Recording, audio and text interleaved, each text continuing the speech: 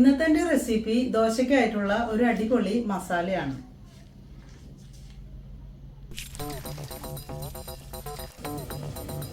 ഇന്നത്തെ എൻ്റെ റെസിപ്പി മസാല ദോശയ്ക്കുള്ള മസാല ഉണ്ടാക്കുന്നതാണ്. അതിനായിട്ട് ഞാനൊരു 5 ഉരുളൻകിഴങ്ങും ഒരു ചെറിയ ക്യാരറ്റും എടുത്തിട്ടുണ്ട്. നമുക്കിനി അത് കുക്കറിലേക്ക് വെള്ളം ഒഴിച്ചിട്ട് നമുക്കത് പുഴുങ്ങാനായിട്ട് വെക്കാം. ഞാനൊരു ഗ്ലാസ് 1.5 ഗ്ലാസ് വെള്ളം വെച്ചിട്ടുണ്ട്. നമുക്കതിലേക്ക് ഉരുളക്കിഴങ്ങ് ഞാൻ പകുതി മുറിച്ചിട്ടാണ് ഇടുന്നത്. അപ്പോൾ നമുക്കത് പെട്ടെന്ന് ബോയിലായിട്ട് കിട്ടും. നമുക്കൊരു 4 വിസിൽ വരുത്തിയിട്ട് നമുക്കിതൊന്ന് പുഴുങ്ങിയെടുക്കാം. നമുക്കിത് അടച്ചു വെച്ച് ഒരു 4 വിസിൽ വരുന്ന വരെ നമുക്കത് വേവിച്ചെടുക്കാം.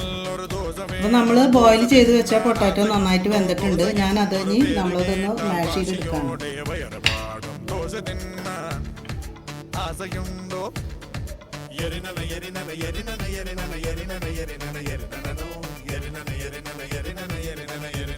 നമുക്ക് ഈ മസാല തയ്യാറാക്കുന്നതിലേക്കായിട്ട് ഞാൻ ഒരു സവാള അരിഞ്ഞ് വെച്ചിട്ടുണ്ട്, 3 പച്ചമുളക്, കുറച്ച് മല്ലിയില, പിന്നെ കടുക് പൊട്ടിക്കുന്നതിലേക്കായിട്ട് കടുക്, വറ്റൽമുളക്, വേപ്പില. ഇനി നമുക്ക് പാൻ അടുപ്പത്ത് വെച്ചിട്ടുണ്ട്. പാൻ ചൂടായാലും നമുക്ക് കുറച്ച് വെളിച്ചെണ്ണ ഒഴിച്ച് കൊടുക്കാം. എണ്ണ ചൂടായിട്ടുണ്ട്. നമുക്കതിലേക്ക് ആദ്യം കടുക് ഇട്ട് കൊടുക്കാം. കടുക് നന്നായി പൊട്ടി വന്നിട്ടുണ്ട്. ഇനി നമുക്ക് വറ്റൽമുളകും വേപ്പില ഇട്ട് കൊടുക്കാം.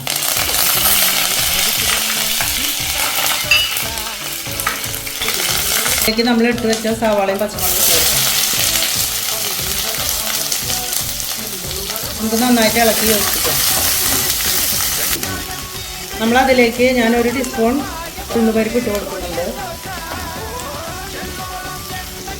സവാള നന്നായി വഴന്നു വരുന്നതിന് ഞാൻ 1 ടീസ്പൂൺ ഉപ്പിട്ട് കൊടുക്കുന്നുണ്ട്.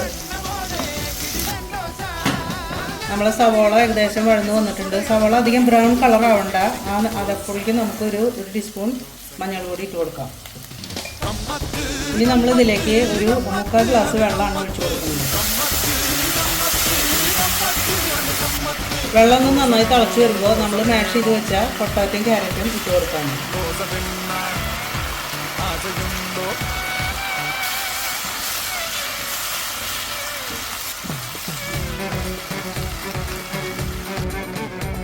നമ്മൾ ഈ പൊട്ടാറ്റോയിലേക്ക് നമ്മൾ വേവിക്കുമ്പോഴൊന്നും ഉപ്പിട്ടിട്ടില്ല. നമ്മൾ ഇപ്പോഴാണ് ഉപ്പിട്ട് കൊടുക്കുന്നത്.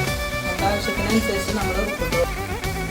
നമ്മുടെ പൊട്ടാറ്റോ ഏകദേശം ശരിയായിട്ടുണ്ട്. ഞാൻ അതിലേക്ക് അല്പം മല്ലിയില ഇട്ട് കൊടുക്കുന്നുണ്ട്.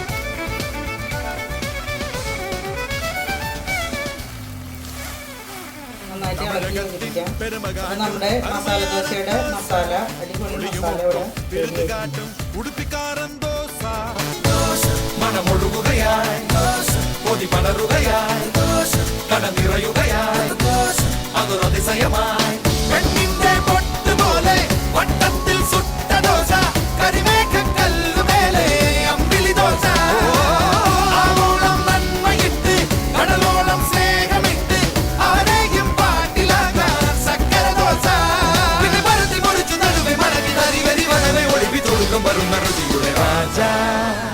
Masala dosa, dosa che ormai